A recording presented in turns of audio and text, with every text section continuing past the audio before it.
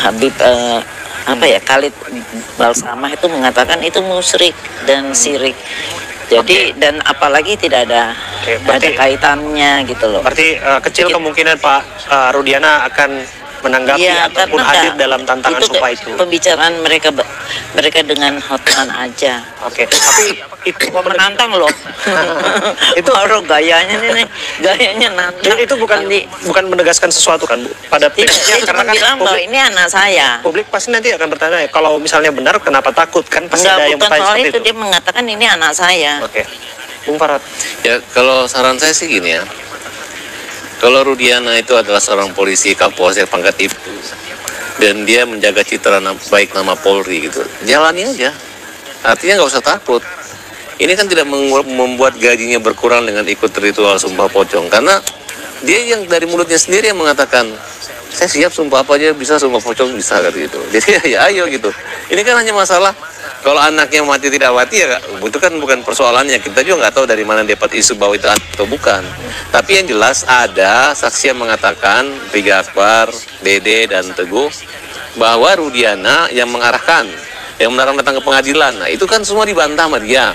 Nah itu kita tantang. Sedangkan Saka Tatal dari awal bahwa Saka ingin membuktikan, walaupun Saka sudah bebas, tapi Saka bukan pelakunya dan beban derita keluarganya itu sampai sekarang terasa sangat panjang. Oleh karena itu Saka tetap berani sumpah pocong dan menantang dan menerima tantangan Rudiana untuk ikut sumpah pocong di Cirebon.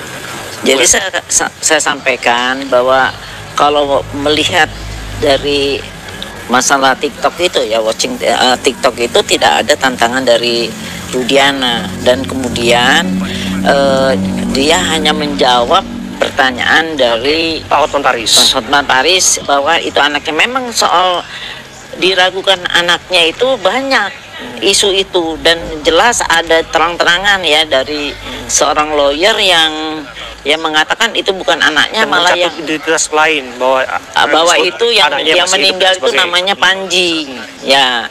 Terus minta dibongkar kuburannya almarhum untuk tes DNA bahwa itu bukan anaknya atau bukan, itu kan terlalu ya menyedihkan gitu loh. Tapi kalau soal yang permasalahannya sendiri itu kan sudah diajukan di PK.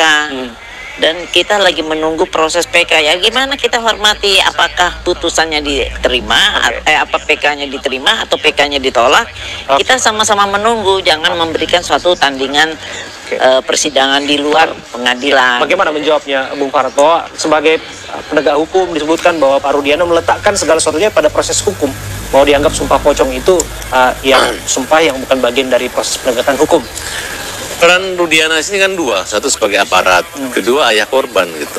Sebenarnya dia nggak perlu terlalu alergi, karena ini kan untuk mencari terungkapnya kebenaran material gitu. Karena ada satu keraguan gitu, di mana dalam PK kami diantaranya bahwa orang-orang yang ditangkap ini salah alamat, bukan orang ini, salah tangkap.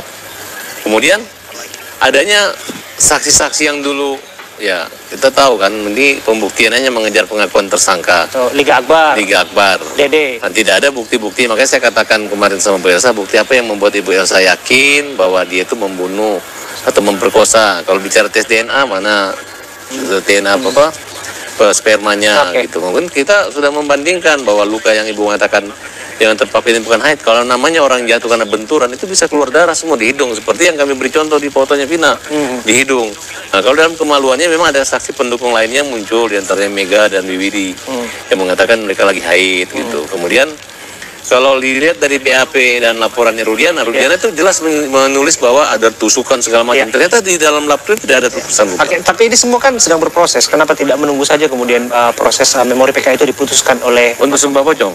Untuk yang tadi yang Anda sebutkan ini kan prosesnya kan sedang digulirkan. Iya, kami tetap menunggu hasil karena sudah kita ungkapkan di pengadilan, digelar dengan tambahan saksi fakta maupun saksi ahli.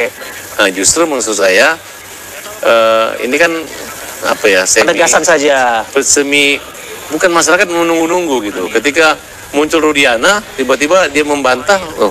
Ya kalau bantah-bantah, kenapa Rudiana nggak nongol di pengadilan membantu jaksa membuktikan bahwa melawan PK kontra memori kita gitu.